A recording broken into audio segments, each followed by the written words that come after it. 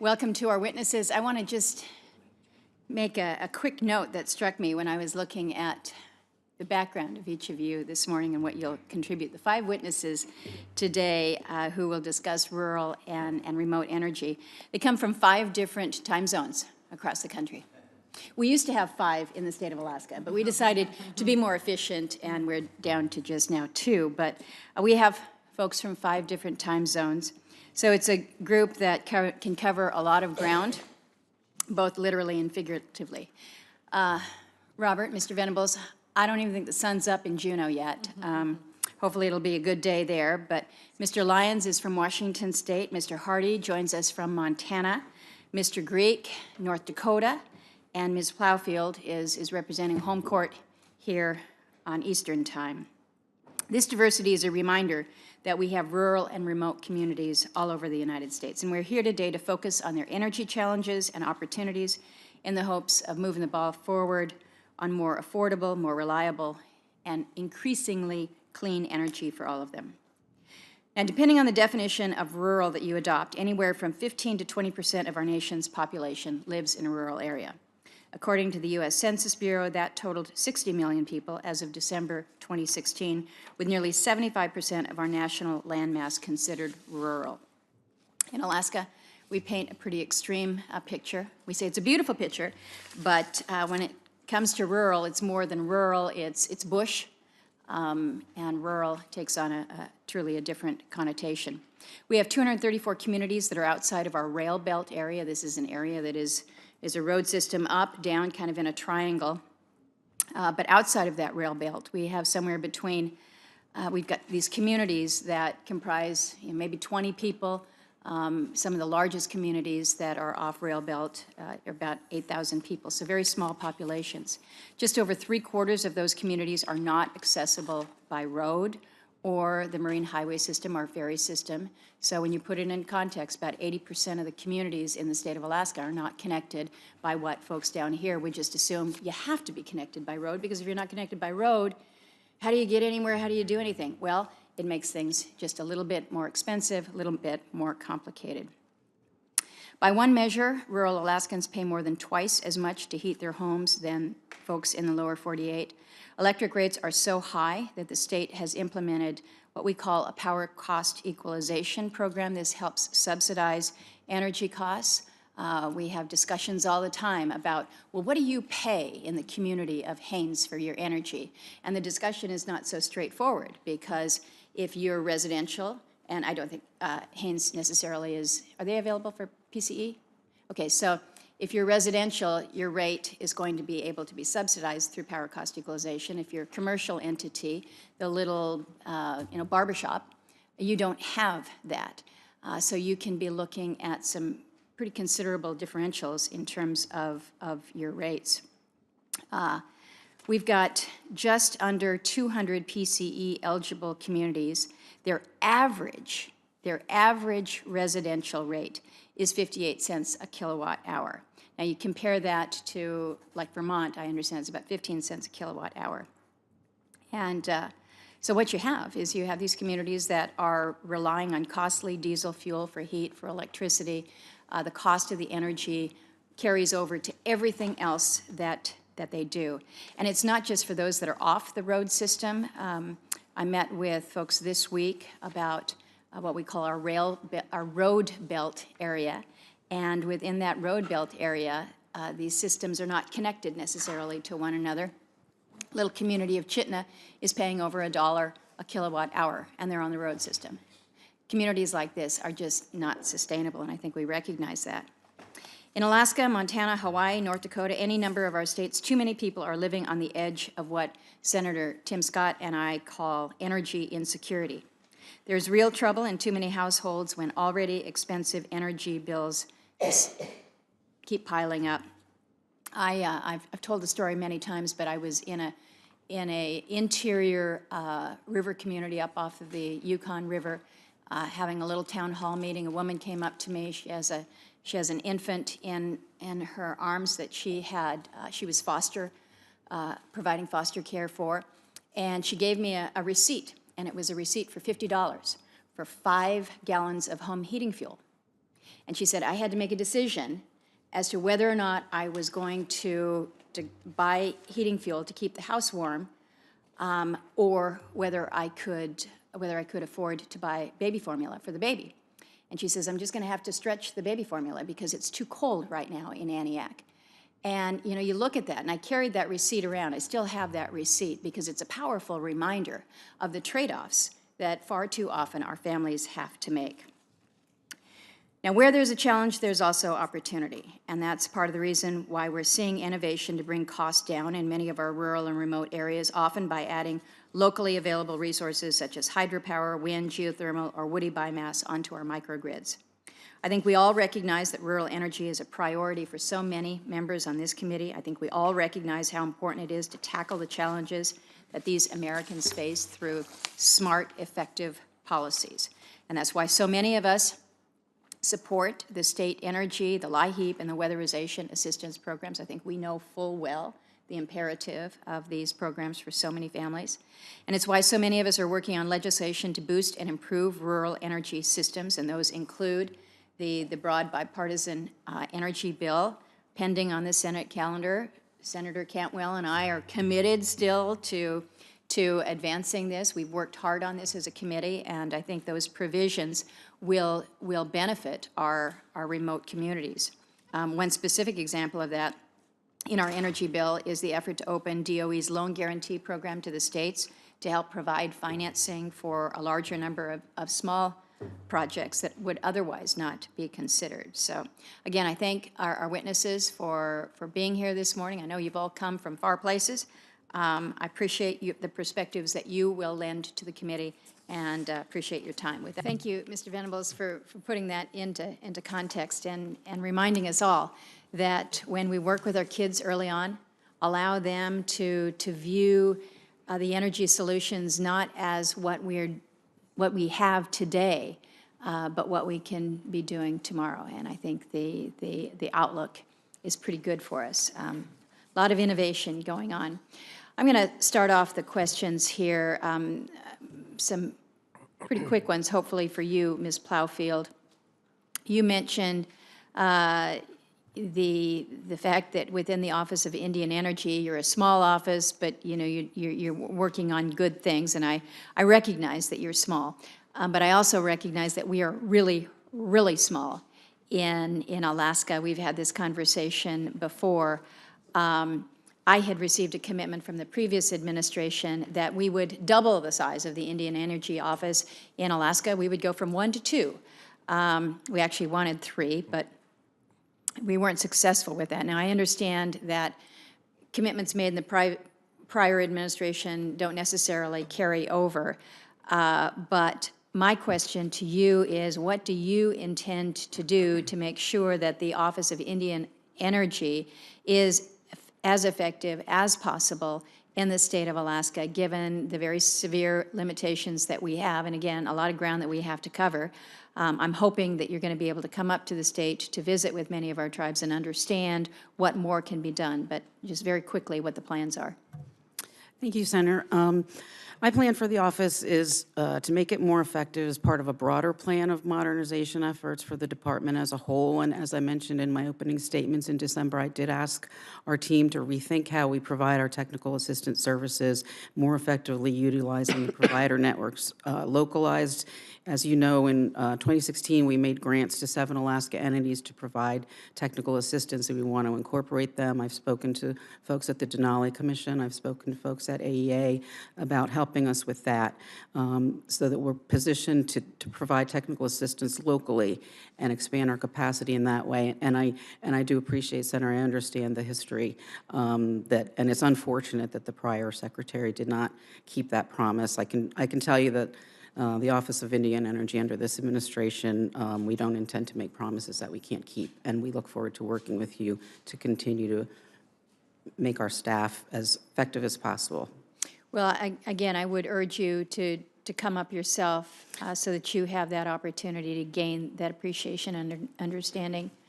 Thank you, Senator. I have been up to Anchorage, and we are planning some more trips in the future, and I also understand that the Secretary is very much looking forward to his trip with you in a few weeks. Yes. Yes, we're pleased that he's going to be out there. We'd like to get you out into some of the villages. Let me ask you about the Tribal Loan Guarantee Program.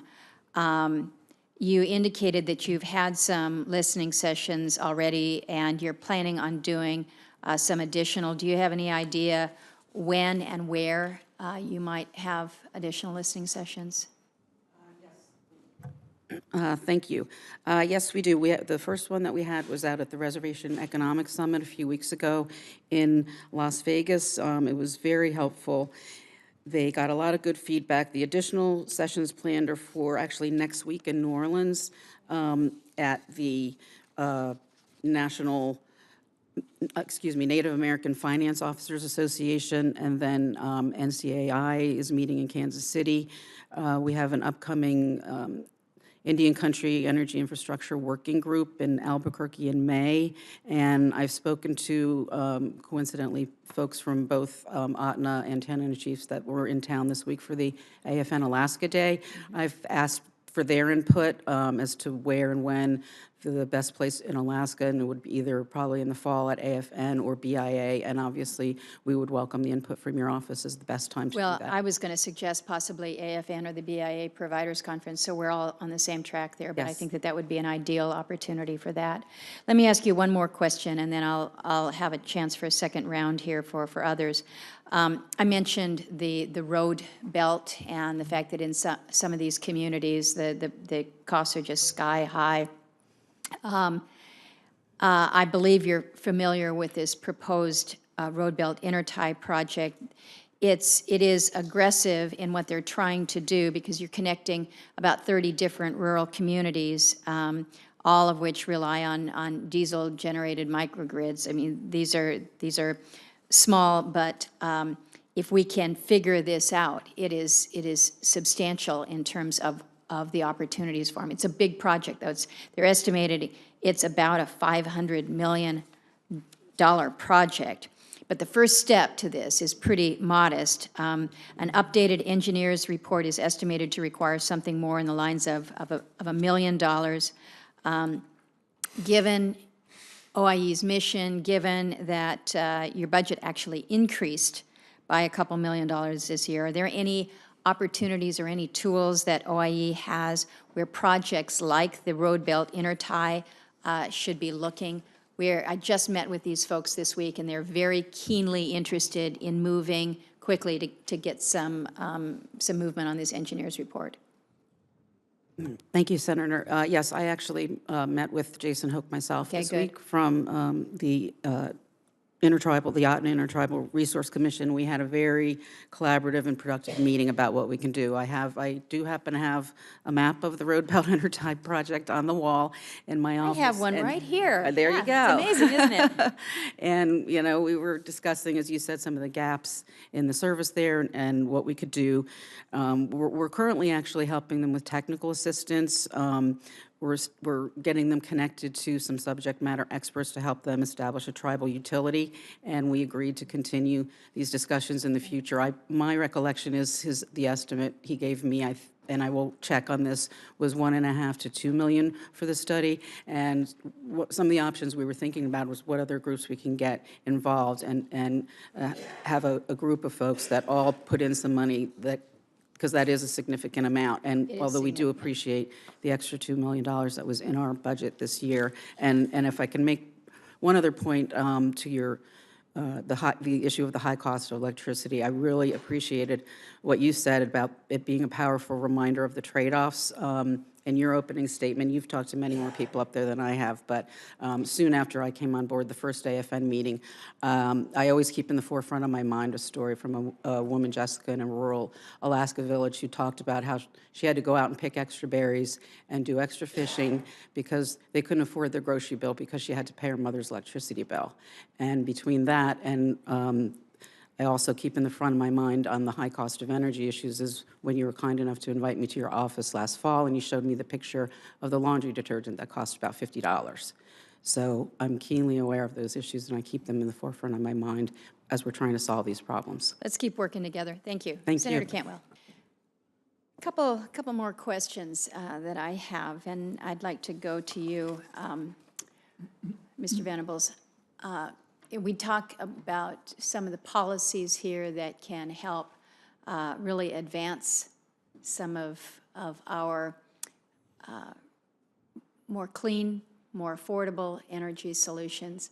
And it's good that we focus on those. But we also have policies that we put in place that actually make it harder, in fact, in times almost impossible, to make those advances towards cleaner, more affordable, renewable energy sources.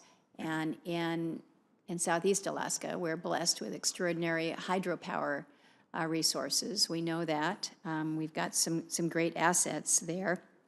But it's one thing to have the resource in an area. You have to be able to move that power. You have to have the ability for transmission. And we have a situation in the Tongass where we have in place a roadless rule which affects 9.5 million acres of land within this area. You pointed out in your testimony, Robert, that you've got less than about 1% of land that is privately held in Southeast in the Tongass, and this has an impact on our ability to not only build out an economy. It puts us in a situation where we're not able to do more when it comes to development of our renewable opportunities when it comes to energy, and this costs jobs, it costs energy costs, and it costs just an opportunity to grow. Can you speak just briefly about the impacts that the roadless rule has had on building not only a sustainable economy, but what it has meant to energy prices as a direct result of the roadless? Thank you, Senator, for the question. Briefly, maybe Yeah. all day for sure. Yeah, I know. It's really the cannonball approach to killing a fly. It rarely hits the fly, and it causes a lot of damage. And the damage is really at many levels because it puts so much of the lands unaccessible. There's just not access to whether it's biomass, whether it's hydro, or whatever the resource is. And not just to the industry, because there's, and it really has very little, contrary to a lot of the politically charged characterizations of the roadless rule, the removal of that does not mean that there's roads all over the 17 million acres of the Tongass. That is not at all the case. It really denies, the roadless rule denies the common sense approach to best management practices, where logging is appropriate and should occur as a renewable industry. They don't have access to it, just maybe because it's 65 feet off of the wrong marker. And even at the household level, I was just in Prince of Wales last month and talking to the folks that, as I referenced in my earlier remarks about the school districts and the biomass heat there, well, instead of sending their check to the lower 48 for the fuel company, what they do is they spend money on the local people, that one of the families that want to bring in a quart of firewood at a time to the school. They get paid their money. Well, a lot of times where they get that is from the logging sales that still have a lot of fallen timber that are laying there available for firewood. And now, not only are roads not allowed, they're digging up the ones that exist. And so that's denying families an opportunity to develop their own household income. And the logs that are laying there produce, much more noxious gases than carbon dioxide. So, it's like it's a very futile approach to trying to manage the forest that we have there. So, and it really is indicative of, I think, the fatal flaw in a lot of the programs and agencies have, is that the rulemaking that they make is not following the guidance they have from Congress. It's just administratively what is politically, comfortable for the day. And it does incredible damage from afar. If they would empower people on the ground in the state, that would be a much more effective management approach. But instead, it gets micromanaged from afar. Even the putting in a simple transmission line for the community of Cake, which has high energy costs, 58 cents a kilowatt hour.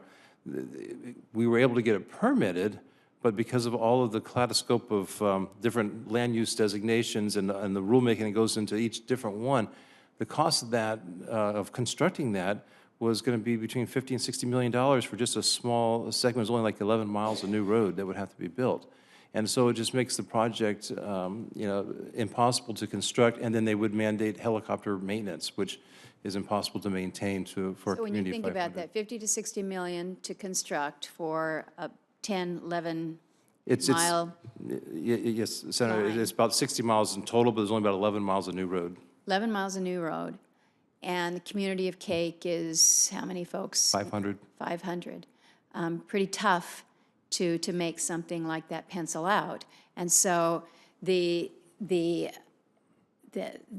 sad irony of all of this is you want to try to help this community get off diesel, and the way to do it is to allow for this small connect, but you can't pencil the project out. And so you don't get the cleaner power source. You don't get ultimately the cheaper power source. You basically condemn a small community to a continuation of diesel power generation. And it's one of the really frustrating realities of what goes on around here. We have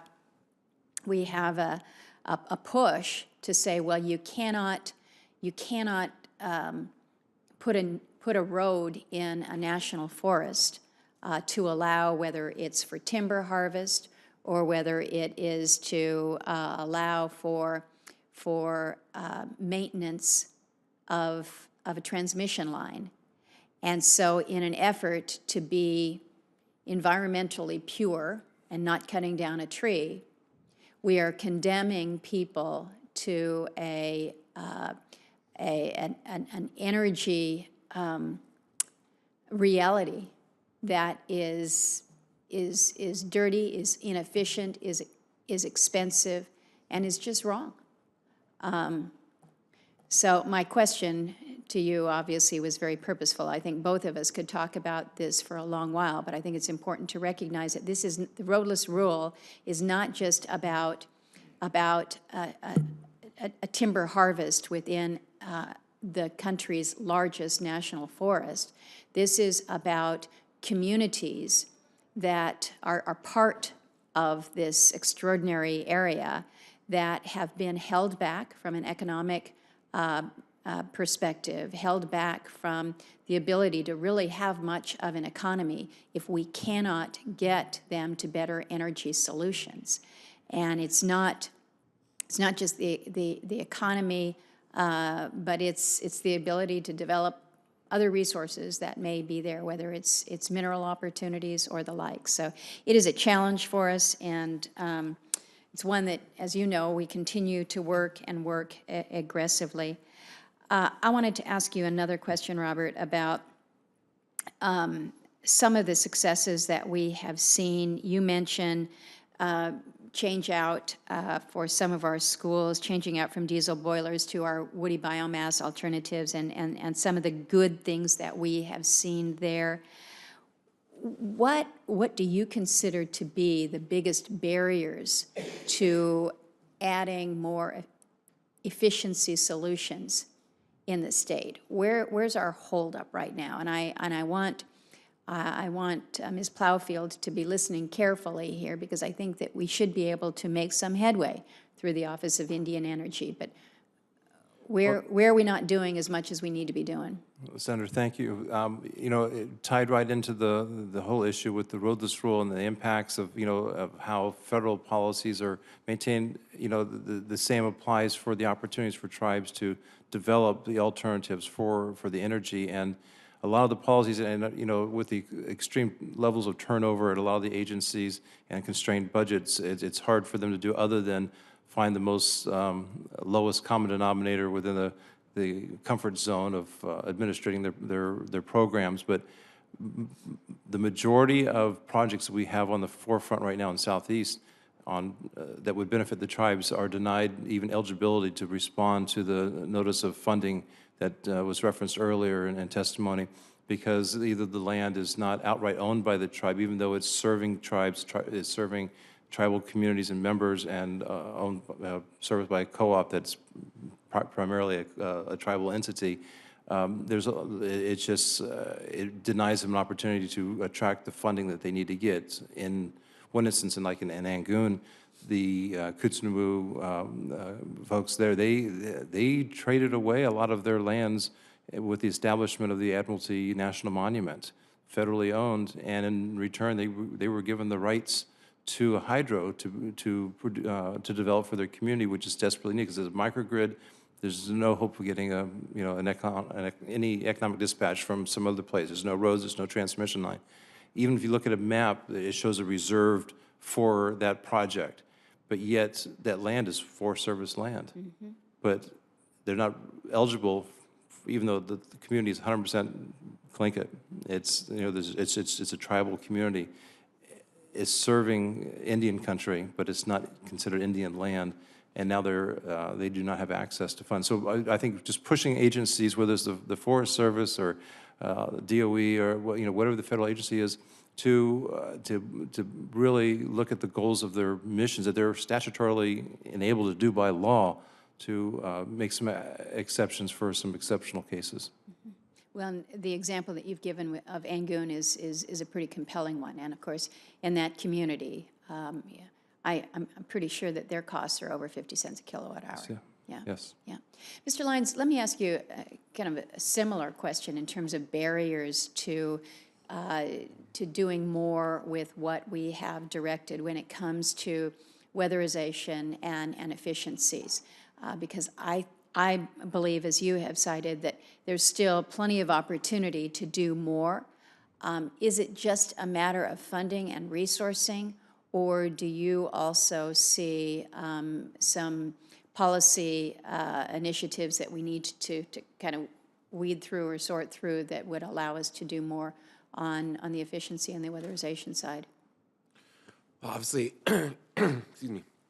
Obviously, funding is a critical part of that, to be sure.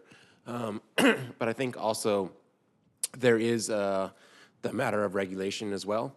When we had ARA funds, we were able to ramp up and do some amazing work with those funds. But of course, the way that works, right, is that we received the funds and they came back and looked at it, and they found some discrepancies in how some of the funds were used. But I would say that most of those discrepancies happen in states that were simply starting their weatherization program, and so they were working from a ground level.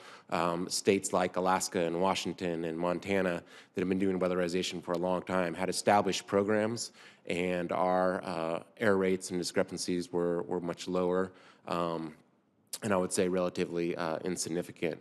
So with that change that they came back, there were a number of changes to the program that I think it makes a bureaucratic program. There's just a lot of rules and regulations that we have to make sure that we implement as part of providing weatherization services. Some of those are good in terms of quality control. Some of those I think are unnecessary. We have, I would say, the weatherization services that the low-income program provides is the most comprehensive weatherization services being provided in the nation.